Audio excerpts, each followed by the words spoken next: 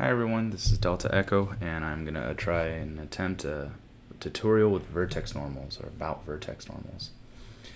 Here I'm in Blender, and I've got a simple face. It's just a plane.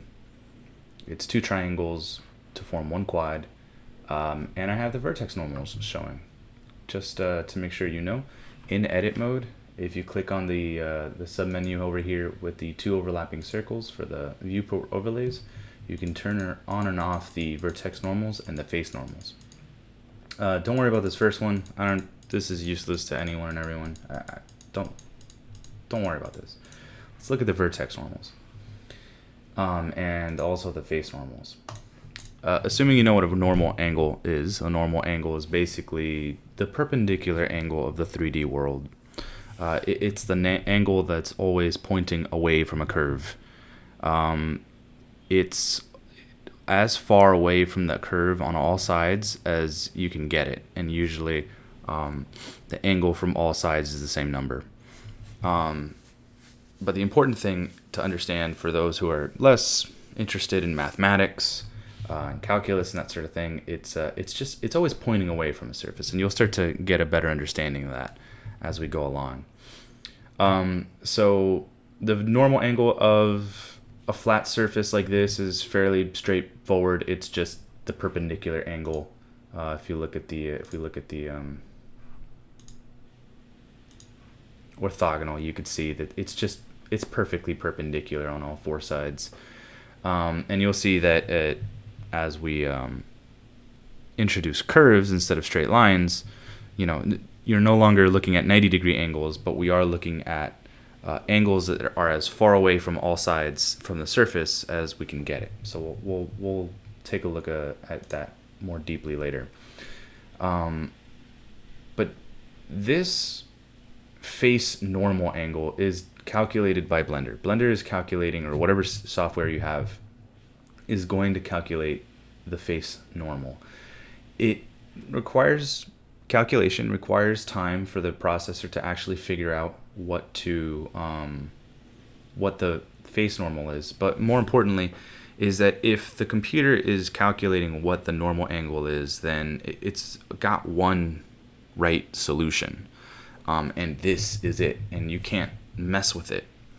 So that's why we care about vertex normals, aside from the fact that we also store normal angles in the vertex coordinates as well, so that the computer doesn't have to calculate any vertex normals. You just tell it what the coordinate is, and the lighting engine does the rest. And that's why we have vertex normals. There's no time to calculate those things in game engines.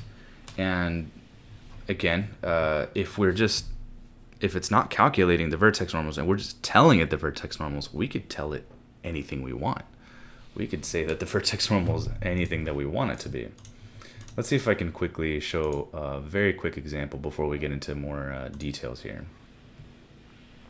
If I start messing with the angle of the vertex normal here, you can start seeing that it just starts doing some weird stuff. The shading starts to change. And that's why we're very interested in vertex normals, because as we screw around with them and adjust them, we can get different effects, and we could start cheating, and basically like shading lighting, like shading values on 2D images. When you're drawing on paper and you want a sphere to look like it's actually round, you have to shade it just right with a gradient, just like this has a gradient of dark to light, to make it look like it's round. And we'll show some more of that in a bit. But right now you can see that each vertex has a vertex normal that's parallel to the actual face normal. They're all parallel. And what's going on here is, this is just an example of this. So same sort of situation where we have the face and the two vertex normals. And we have the two vertex normals. The lighting engine is interpolating the shading between the two vertex normals. It's saying, okay, between this vertex normal and this vertex normal, which are X distance apart, it knows that it's quite far away. It's from here to here.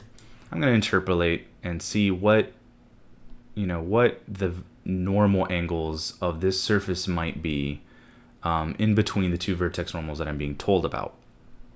And obviously, if they're the same value, let's say, let's assume the value over here is 1 and the value over here is 1, then these are also going to be the exact same values. Nothing to interpolate if the two values are exactly the same. So they end up looking exactly the same. In terms of angle, don't look at the heights, all right? Just look at the angle. The thing is, what if we have a surface like this? What should the vertex normals, what should the normal angles between the vertex normals look like? The lighting engine would think that because the vertex normal is pointing in this direction and the next one closest to it is pointing in another direction, it will interpolate it accordingly. As you can see here, the lighting engine will assume that the surface is curved like this. This is normal to this curve because assuming that the curve is continuous, if you can imagine that the curve continues to, go in this direction, then you could see it's sort of normal. I say sort of because I'm doing this by hand with a mouse, and it's just going to go ahead and interpolate between those two and say, all right, this is probably a perfect curve between the two vertex normals. I'm going to just go ahead and assume that. But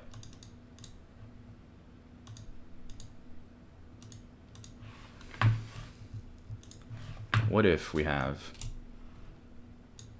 a flat plane and we tell it that the vertex normals are not parallel to each other? The lighting engine will, again, ignore whatever the face actually is and interpolate between these two different angles. I wish I could do that better.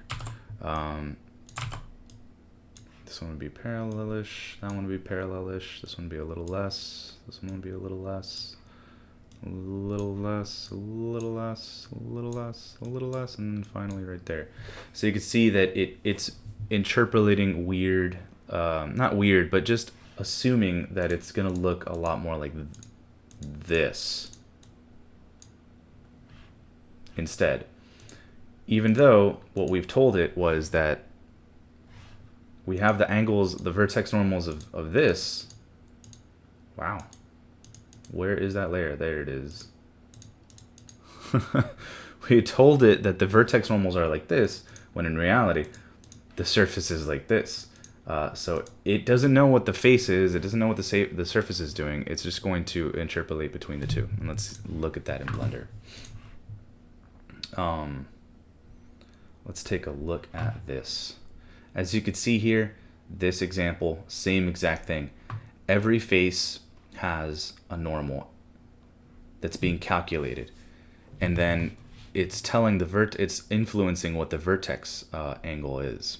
The vertex normal is this. It's just straight up, and it's the same for each face. Just because there's 4 faces here,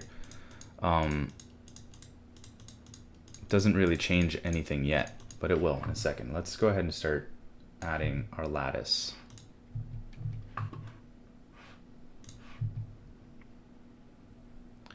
Interesting. There we go. Let's add our lattice. So Blender is still calculating the face normal of each face. And as you can see here, these faces pretty much all have different normal angles. This one is pointing in that direction, while this one's pointing in that direction. This one's pointing almost up. Let's see if we can take a look at it from an orthogonal view. You can actually see how the vertex normals, the face normals are different. They're different angles. So each one of these faces is pointing in a different direction. And the vertex normal is now 4 vertex normals. Because again, if we take a look at this, you can see that it's pretty flat. Blender is trying to calculate how to make this as flat looking as possible, which means it has to keep the vertex normals parallel to the face normal. Just like I showed in here, in order to have it look flat, it needs to have the same vertex normals. There shouldn't be a difference between the two angles. So each face gets one vertex normal per vertex. So you see here, this vertex is connected to 4 faces, and there's roughly the 4 vertex normals are roughly going in the direction of the face, depending on what the angle is. This is what's known as split normals. So the vertex normals are split. I don't know why I have this over here. I should delete that. Oh no.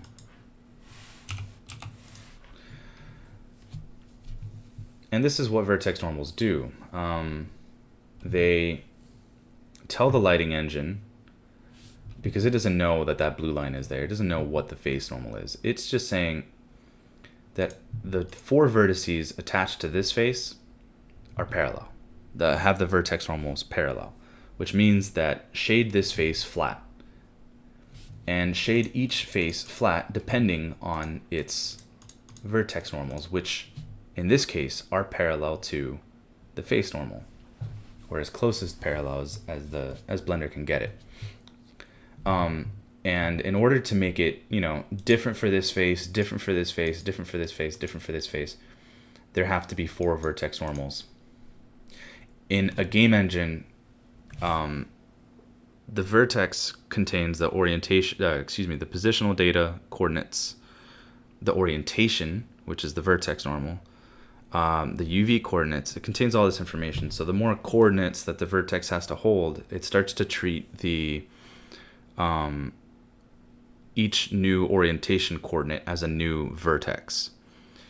So what that means is that in Blender, this object is 29 vertices, but in a game engine, it's actually however many vertex normals there are.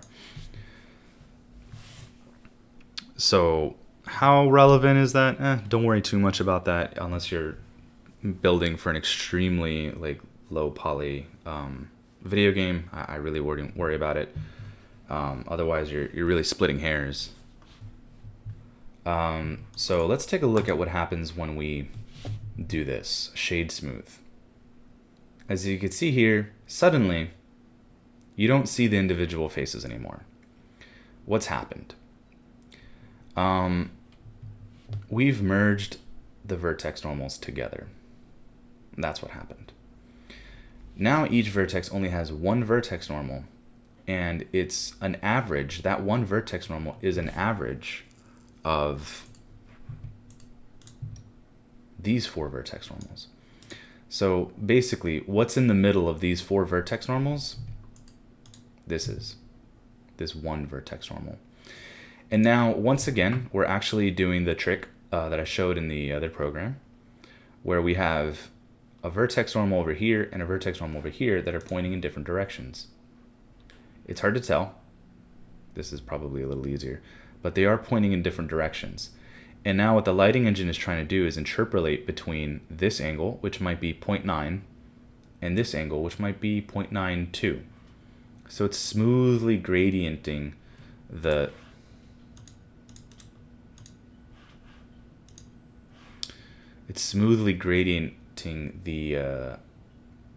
the perceived normal angles of the surface, and it gives us this effect.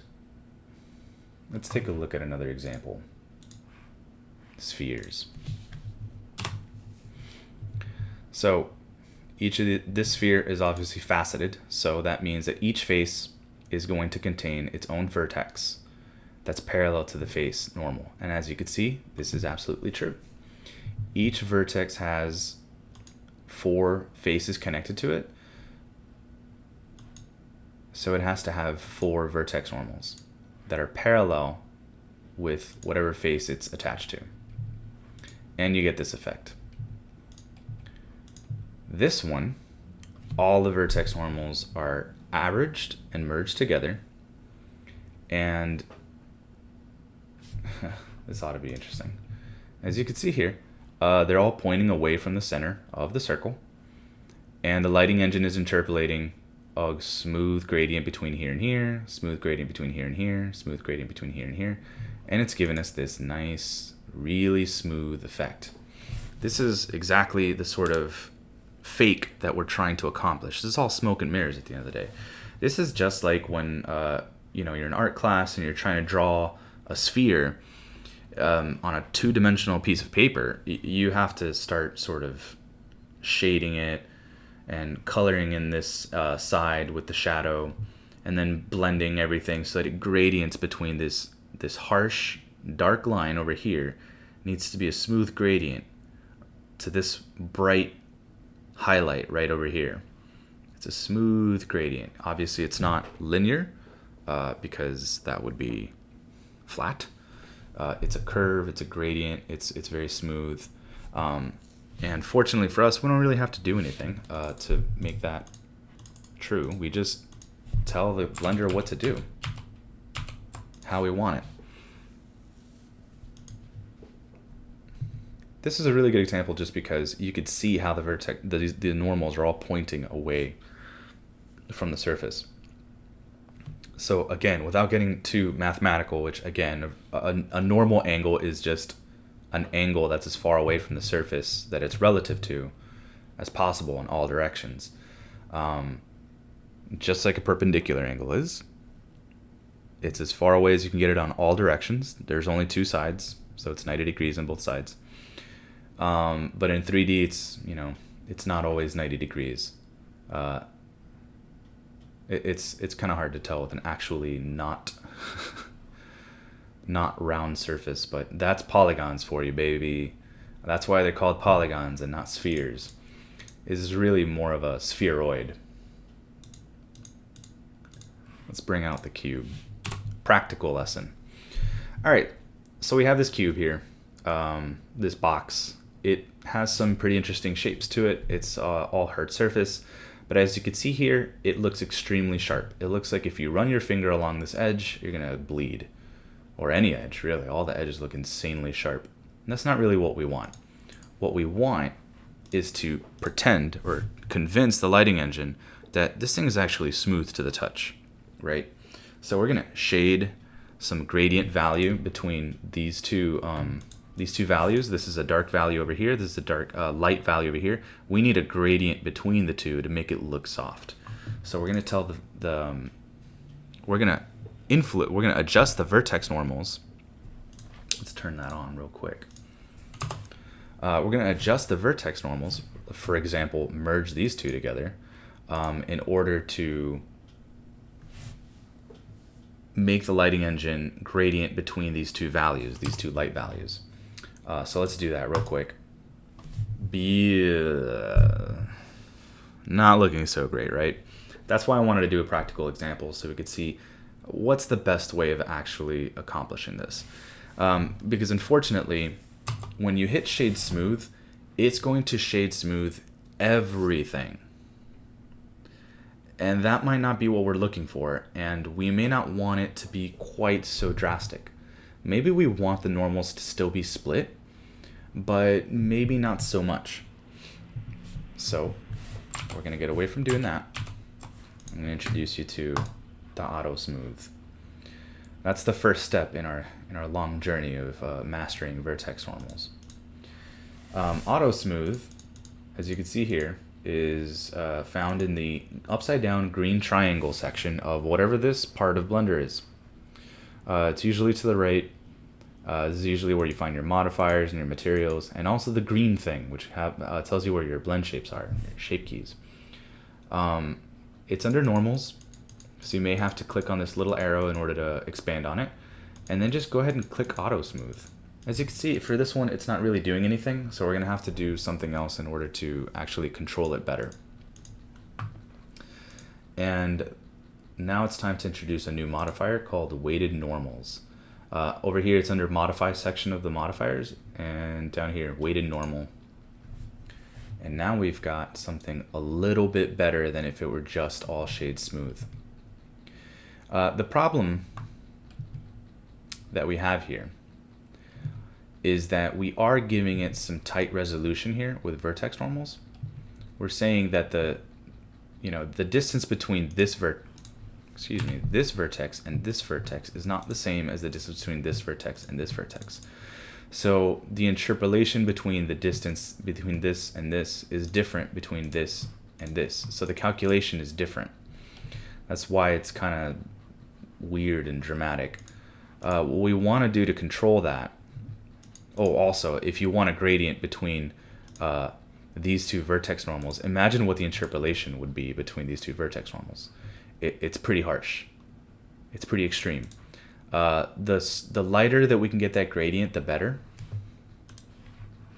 Just for the sake of... I don't understand why it does that. Hi, I'm starting to learn how to use this program for the first time. So great time to learn, right? While I'm doing a tutorial.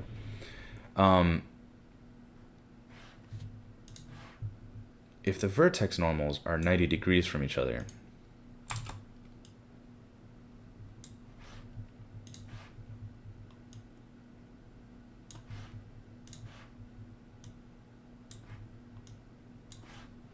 then there is a drastic change in the interpolation results of the gradient normals in between.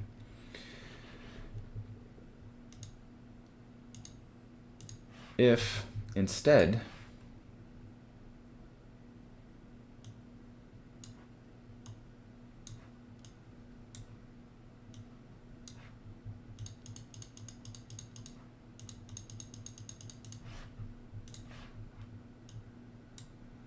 we help the engine out by giving it some more information, then the gradient is not quite as extreme, and it does a much better job. At the end of the day, this is an interpolation. It's not like it doesn't know exactly what you want.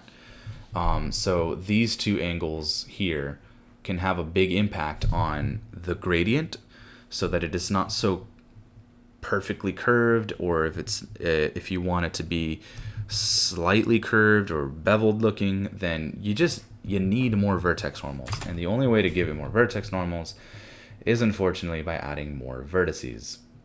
That's just the way it's got to be sometimes. What I'm trying to explain here is that sometimes topology is extremely important. It will have a big impact because it'll affect the number of vertices. Obviously, if we were also to just add all of the vertices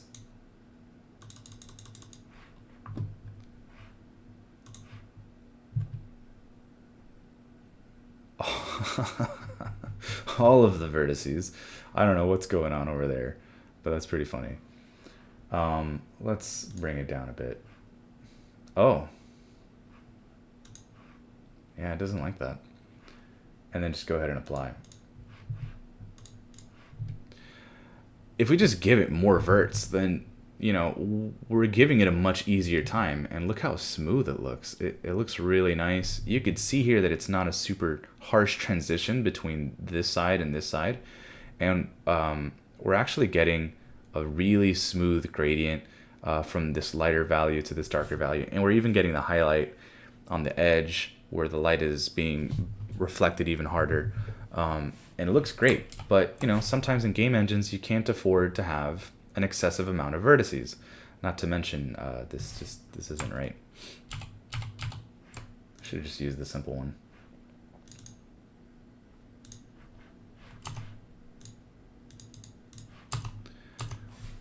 Even in simple, it still looks weird. There are just too many verts. Actually, this is pretty interesting. You could see that there's a shading artifact between this section and this section because the distance between these two all these verts is so short, and the distance between these verts is huge. And then also you have these two verts which are really close and these verts which are really far. So this section, this line of verts is super far away from this one compared to this vert and this vert. So you start getting weird shading artifacts as a result. And you have to be careful about it. That's why topology is so important in video game engines. Because especially for things like this, hard surface, because it can really make a huge difference. So we'll just hopefully have enough Control Z's here. Please tell me we have enough Control Z's. Oh, all right, that's fine. We can fix this.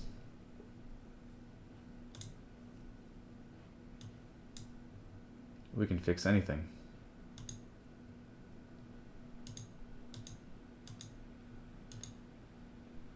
How many did I do? I did 3, right?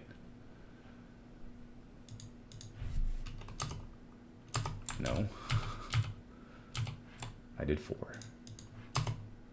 Okay, that looks wrong. I must have done 5 levels of subdivision, but no, I guess the decimation is just different. All right, that looks correct. Actually, this looks exactly like what we started with. So how do we make it look right? We have to bevel edges. That's the easiest way, right? In reality, what we want here is basically a beveled edge, and in reality, there are beveled edges to just about everything. Look at that. It looks so different. Look at that. Starting to fix things. All right, now we just go over to this edge and start doing the same thing, right? No, that's not how we're doing this. We're just gonna use the old bevel modifier. It's already looking better. Could be a little even better. So we'll just go ahead and lower the bevel amount to 0.01, maybe 0.02, depending on how soft we want the edges to look. I actually prefer a sharper look to it. And we can also mess with the angle here. I recommend that you mess with all these values because it can make a big difference. What's going on here? So the angle here between this face and this face is greater than 30 degrees or less than 30 degrees. I forget what the difference is. And it just so happens that when we lower it, it's not applying a bevel to this edge anymore.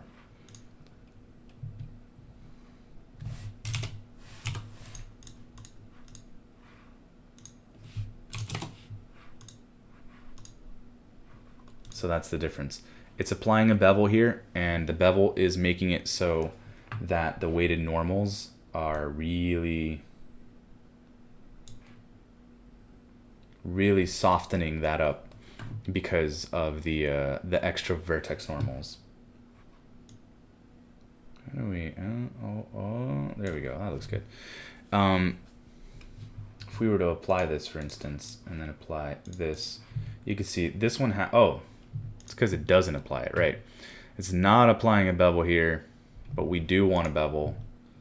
We do want a bevel here. This helps sharpen it up a little bit because now we have, right, because we have closer vertices. And it looks totally different. Wait, what was the weight here that worked? 58. And that's how we really control all the vertex normals in the scene and on an object. And it's important to be able to master this because you can see without using normal maps or anything, we've already created a much better looking object.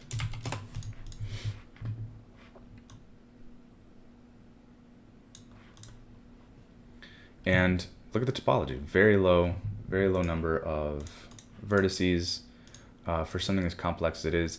I can probably go in and make it even more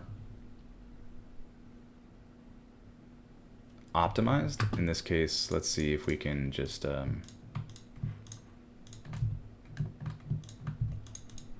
do this and then this. Usually without bevel modifier and without the weighted normal modifier, this would also cause a lot of issues because we have an edge here. Edges have an influence too because weighted normals are actually influenced by the area of the face. When you split it, when you triangulate it, you're not really doing much. It shouldn't change anything. Technically, the face area hasn't changed because again, quads are just two triangles. You're really just giving it a better understanding of which how the two triangles are split, like whether they're split like this or whether they're split like this, right? So triangulation shouldn't have an effect on it, but be aware that usually poles have a problem. This is a pole. Any vertex that has more than 4 or fewer than 4 edges coming out of it is a pole, and poles can have weird effects. That's why I had to adjust the weight of this. That's also why you can, maybe in the recording it's hard to tell, but there is some weird business going on because the associated vertices, there's like some weird distancing between all of them, so it just ends up looking weird. That's why sometimes you could just cheat and adjust the weight a bit, either more or less. Just mess around with it, see what you like. Has a pretty profound impact. So as you see here, I've optimized it further. I've removed even more vertices from it, and I can do it again. I don't want to do it like that. Let's meet at the center. Not a problem. Looks pretty good. I recommend you always check to make sure that the weighted normal is looking good. And you should just work and develop, model with it on, so you don't have to worry about whether it looks good or not. While you're working, you can see how the normals are affected. And that's not going to work unless I do this.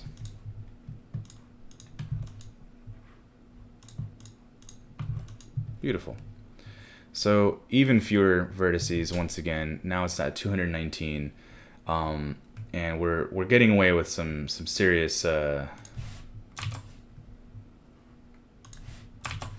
optimization while still keeping the model looking crisp and good. Yeah, it looks pretty good. Looks pretty good. Cannot complain. I can probably go ahead and get crazy here and just go ahead and do that, and then remove that. Even fewer, 205, and it still looks good. It's important to mess around. The more you mess around, the more you understand how vertices being closer to each other or farther to each other can have an effect. It obviously shouldn't matter in the case of something that's flat. The vertices of these faces should all be pointing in the same direction because it's all flat. So you really want the lighting engine to think that this whole thing is flat. You really only want the gradients on the edges sometimes. So keep that in mind when you're modeling. Again, whenever you start modeling, just go ahead and, like, the first thing I do when I start modeling is start throwing up some modifiers. Weighted normal. I usually do like 0.01 or 0.02 depending on what I want. I turn on auto smooth. Sometimes, depending on what I'm trying to do, if I'm trying to do something a lot more organic but still hard surface, I'll go ahead and throw in a subdivision surface as well. Depending on what I'm trying to do, I usually start with like a plane or something, and then maybe a mirror modifier, and start working on that way. But for sure, at the very least, just go ahead and throw on the bevel and weighted normal. And you can adjust these as you go, depending on what you need.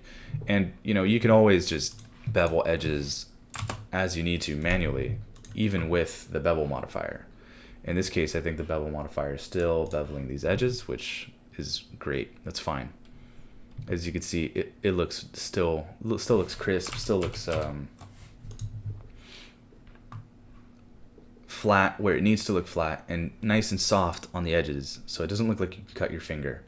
And that's really the best way to do it. You could adjust this again if you go to like a 0.02. It just sort of makes it softer looking, depending on how big you make those bevels. You got to experiment. You can see that this flat part of the edge is no longer looking flat as I make the bevels look bigger, because, well, we've got a pretty round looking geometry we have more vertices, we're distancing them from each other, and the interpolation is changing, and that's causing it to look a lot softer. So look, that looks like a curved, that looks just like a straight curved transition, and we're only, you know, paying for it in 8 extra vertices.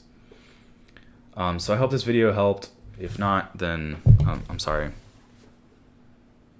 And thanks for watching. Goodbye.